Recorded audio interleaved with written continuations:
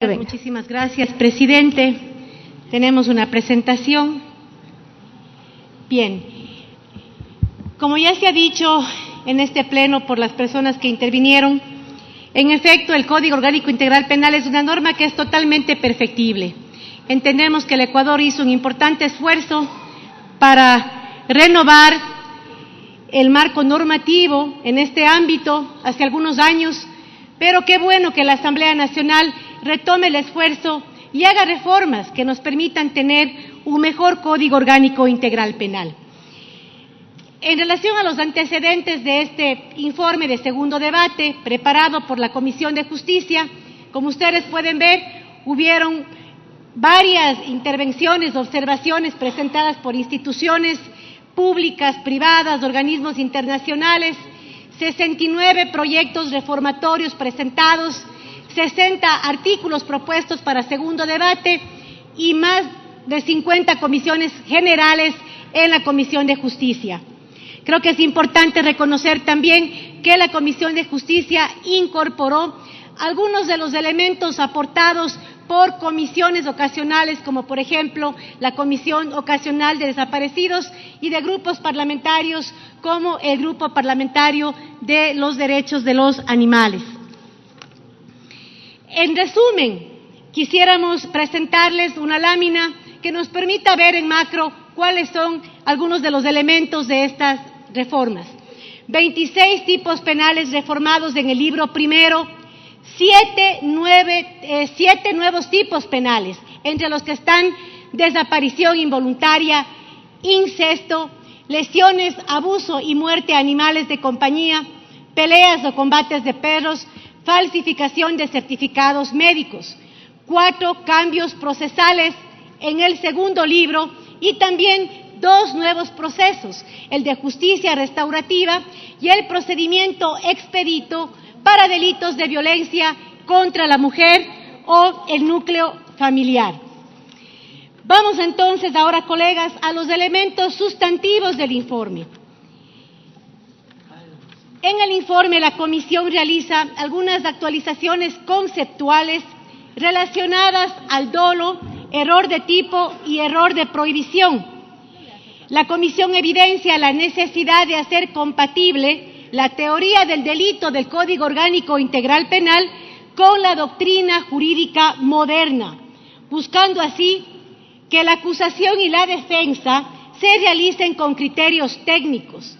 En suma, lo que se pretende con estos cambios, como ustedes pueden ver en el artículo 26, se precisa la definición destacando los elementos de conocimiento y voluntad. Asimismo, también se introduce el error de tipo, el error de prohibición.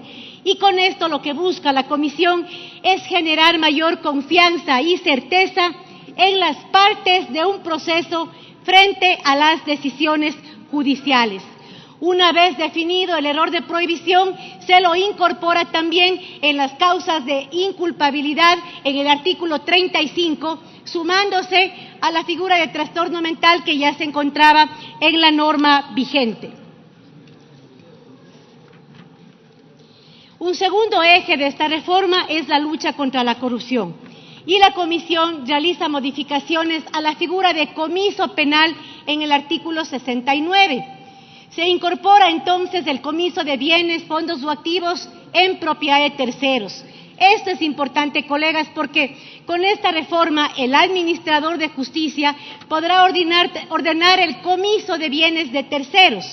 ¿Qué es lo que ha pasado hasta ahora? Que las personas sentenciadas por delitos de corrupción, por ejemplo, no se ha podido comisar los bienes porque los ponen a nombres de terceras personas, esposas, hijos y demás.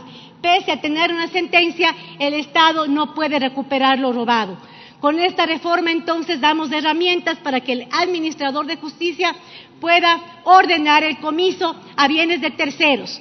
Asimismo, el comiso ampliado que le permite al administrador de justicia ordenar el comiso de bienes de un sentenciado, aunque los mismos no tengan una relación directa con el cometimiento del delito. Es importante recalcar que en estos dos casos será ya con sentencia condenatoria, es decir, garantizaremos el derecho a la defensa y el derecho al debido proceso. También en el informe, la Comisión incorpora la figura de comiso sin condena para delitos como lavado de activos, delincuencia organizada, trata de personas, enriquecimiento privado no justificado, testaferismo, terrorismo y su financiamiento o tráfico de sustancias. Esta figura es recomendada por varias instancias internacionales como una herramienta eficiente para combatir la corrupción y la impunidad. La Comisión toma en cuenta también algunos elementos, algunas garantías. Por ejemplo, para que se pueda implementar esta figura, tendrá que estar la persona procesada, ya llamada a juicio, tiene que tener la condición de prófuga y también o no haber comparecido injustificadamente a los llamamientos de justicia. Es decir, si bien esta figura es una figura que puede generar preocupación, recordemos que precisamente lo que pasa en la actualidad es que muchas personas sentenciadas no comparecen, luego regresan al país una vez que ha prescrito el delito y luego de eso pues incluso vienen a reclamar los bienes que en algún momento les comisaron. Otro eje de esta reforma tiene que ver con los delitos contra la integridad sexual y reproductiva de nuestros niños, niñas y adolescentes. Así, en el artículo 62 se incorpora un párrafo que hace que el tratamiento, capacitación o programa de curso a personas sentenciadas por este tipo de delitos sea mandatorio. Importante decir que esta figura no reemplaza la pena privativa de la libertad. Es obligatoria a más de haber cumplido la sentencia. Asimismo, también se amplía la inhabilitación para el ejercicio de profesión, empleo u oficio a personas sentenciadas en este tipo de delitos. Se impondrá por el mismo tiempo de la pena una vez cumplida esta. Es decir, que si una persona es sentenciada, vamos a decir por 3 años por este tipo de delitos, una vez que cumpla su sentencia, estará inhabilitado 3 años una vez que salga de prisión de trabajar en ambientes donde se encuentren niños, niñas o adolescentes. Asimismo, también se amplía la figura de juzgamiento en ausencia en este tipo de delitos, modificando el artículo 610. Si bien esta modificación podría generar problemas de constitucionalidad, yo creo que es importante reconocer que la Comisión ha dado prioridad al principio de interés superior de niños, niñas y adolescentes. Compañeros legisladores, si nosotros no prevenimos, no garantizamos la seguridad de nuestros niños, niñas y adolescentes, ¿a qué le podríamos apostar entonces? Otro elemento importante de este proyecto de reforma tiene que ver con el artículo 150, aborto no punible. Es importante destacar, legisladores y al pueblo ecuatoriano, que esta figura de aborto no punible está ya vigente y lo que hace es crear excepcionalidades para no criminalizar la interrupción del embarazo. Nótese que el aborto no punible está incluso presente en nuestro Código Penal de 1971. Cuando aprobamos el COIP, este tipo penal tuvo ciertas modificaciones. Lo que plantea la reforma ahora es añadir 2 excepciones, modificando el literal 2 de este artículo 150, incluyendo las siguientes excepciones. No se penalizará la interrupción del embarazo cuando el mismo sea consecuencia de una violación, incesto o inseminación no consentida, o cuando el embrión o feto padezca una patología congénita, adquirida o genética, en todo caso de carácter letal. Además, incluye un inciso donde se establece que para realizar este procedimiento no se supere las 14 semanas de gestación. No se requerirá la persistencia de una sentencia, sino bastará con la afirmación de la víctima. Además, esta afirmación se convertirá en noticia de delito para que se proceda con las investigaciones pertinentes.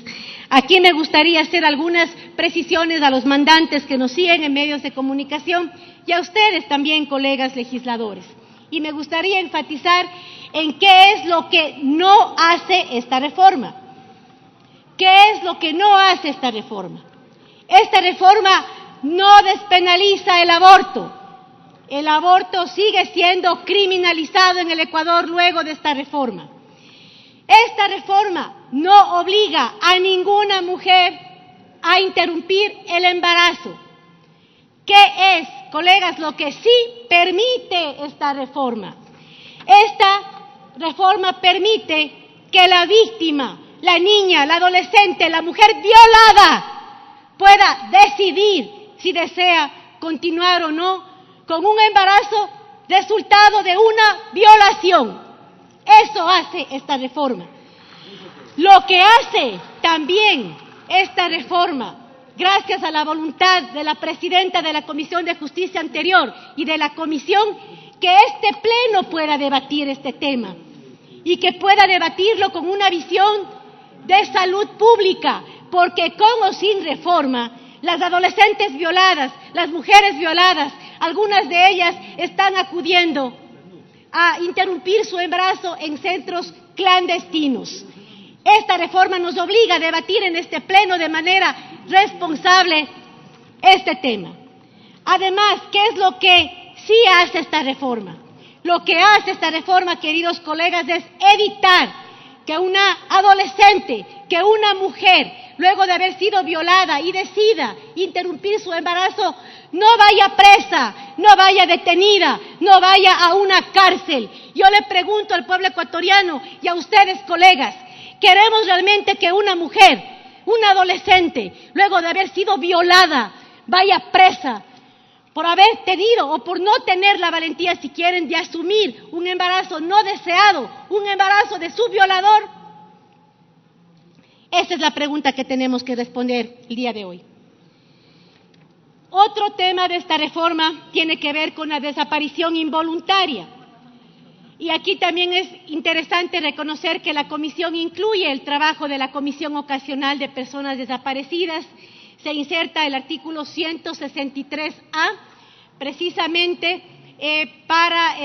se tipifica la desaparición involuntaria con una pena privativa de la libertad de 7 a 10 años, en algunos casos de 10 a 13 años cuando concurran ciertas circunstancias, y cuando ocurra la muerte de la víctima con una pena privativa de la libertad de 22 a 26 años.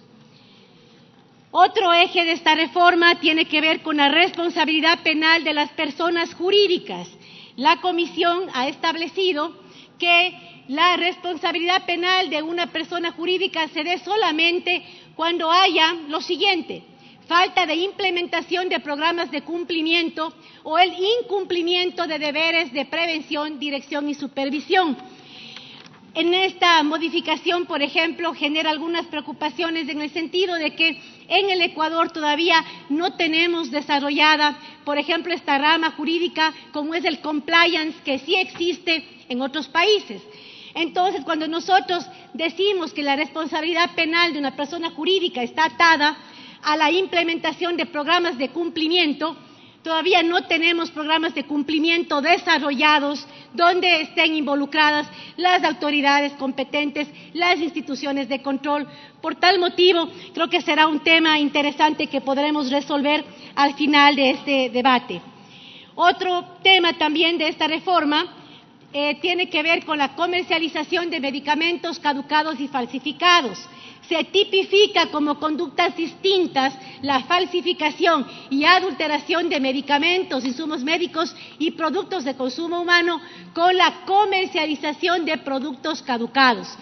Se incorpora entonces un artículo 217A que establece una pena privativa de la libertad de 5 a 7 años, en algunos casos de 10 a 13 años si se produce la muerte, para aquellos que produzcan, mejor dicho, fabriquen insumos de productos de uso humano que sean falsificados.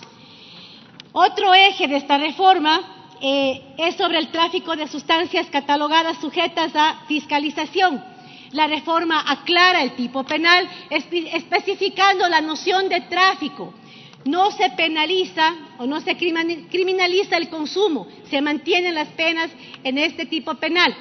En el caso de tráfico de varias sustancias, y este tema es importante sobre todo por el problema de hacinamiento carcelario que enfrentamos, en el caso de tráfico de varias sustancias, pues se desarrollará un solo proceso por el delito fin del tráfico y por la sustancia de mayor reproche. No habría acumulación de penas de aprobarse esta reforma. Asimismo, también se despenaliza la tenencia o la posesión de fármacos derivados del cannabis. Nuevamente, importante la aclaración, solamente con fines terapéuticos, paliativos y medicinales. En el eje 9 de este proyecto de reforma, asimismo se establecen dos procedimientos, como mencioné al inicio: el inicio de justicia restaurativa, que es un proceso paralelo, si se quiere, mejor dicho, no paralelo, complementario al proceso penal. Entonces se insertan algunos artículos que desarrolla esta figura de justicia restaurativa. Asimismo, se establece o se desarrolla el procedimiento expedito para delitos de violencia contra la mujer y del núcleo familiar. Que es importante también decir que la Comisión hace un esfuerzo importante a favor de la mujer, a favor de los integrantes del núcleo familiar, ya que mejora el acceso a la justicia para la víctima de violencia en delitos contra la integridad sexual. Finalmente, también se hacen varias adiciones de artículos desarrollando la sección de Derecho Internacional Humanitario. Es importante decir que con estos artículos el Ecuador se armoniza con estándares internacionales en esta materia. También destacar el interés que se ha dado para proteger a niños, niñas y adolescentes en conflictos armados. Otro tema importante de esta reforma son los delitos contra las mascotas o animales de compañía. También importante decir que la Comisión recoge los aportes de varios legisladores y del Grupo Parlamentario por los Derechos de los Animales. Y pues vemos cómo, por ejemplo, se tipifica las lesiones se fortalece el artículo 249, que tiene que ver con las lesiones a mascotas o animales de compañía. Se fortalece la pena, pasa de una contravención de 50 a 100 horas de trabajo comunitario a una pena privativa de la libertad de 2 a 6 meses.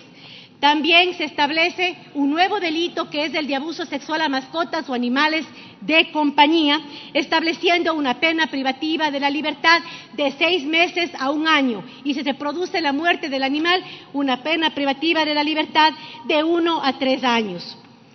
También, asimismo, se fortalece o se introduce el artículo 150A, que tiene que ver con la muerte de mascotas o animales de compañía. Es importante mencionar, a propósito de este triste incidente que pudimos evidenciar hace unas semanas sobre el envenenamiento de estos perritos en estos centros de cuidado de los animales. Creo que como Parlamento es importante que nos sumemos a estas preocupaciones de los sectores animalistas. Creo que, como bien decía en algún momento la presidenta de la Comisión de Justicia anterior, creo que es importante que como sociedad demos muestras también de sensibilidad. Como tratemos a nuestras mascotas, probablemente diga mucho de lo que somos o de lo que deseamos ser como sociedad en el futuro. Además, es importante, colegas, que consideremos en este debate que tenemos otros insumos que por voluntad de este Pleno deben debatirse también en el marco de este proyecto de reforma al Código Orgánico Integral Penal.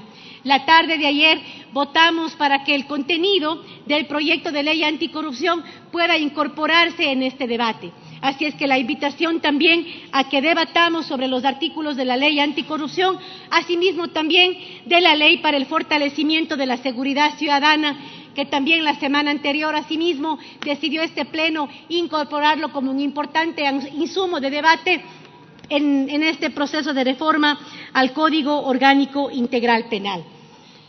Yo quisiera, queridos colegas, finalizar mi intervención invitándoles a que en este proceso de debate debatamos con responsabilidad y de manera integral todas las diferentes secciones de reforma. Como ustedes pueden ver, la reforma es bastante amplia y cubre varios temas.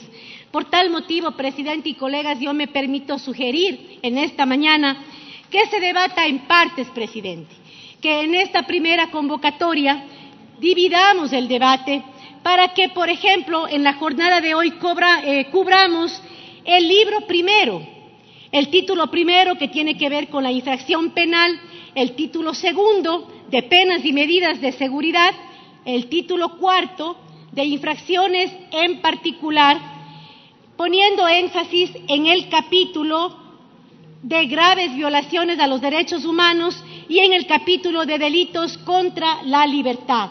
Además, que el día de hoy, presidente, podamos debatir también todo el contenido de la Ley Orgánica para el fortalecimiento de la seguridad ciudadana y que en una futura convocatoria, presidente, que usted realice, podamos iniciar nuestro debate, nuevamente retomarlo desde el libro primero, el título cuarto, que tiene el título cuarto, iniciando con el capítulo tercero, que establece los delitos contra el buen vivir, el capítulo cuarto, delitos contra el ambiente, capítulo quinto, delitos contra la responsabilidad ciudadana, y el capítulo sexto, que es delitos contra la estructura del Estado.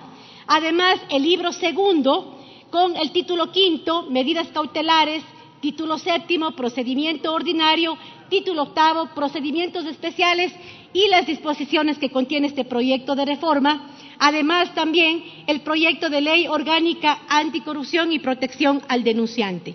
Con esta moción, querido presidente, me gustaría pedirle que por favor someta a votación para que este pleno pueda debatir, insisto, de manera integral, diversa, los diferentes temas que se plantean en este proyecto de reforma, también dejando claro la posibilidad que cada legislador podrá intervenir 2 veces si desea, de esta manera abarcando en su integralidad los temas de la reforma. Muchísimas gracias, queridos colegas.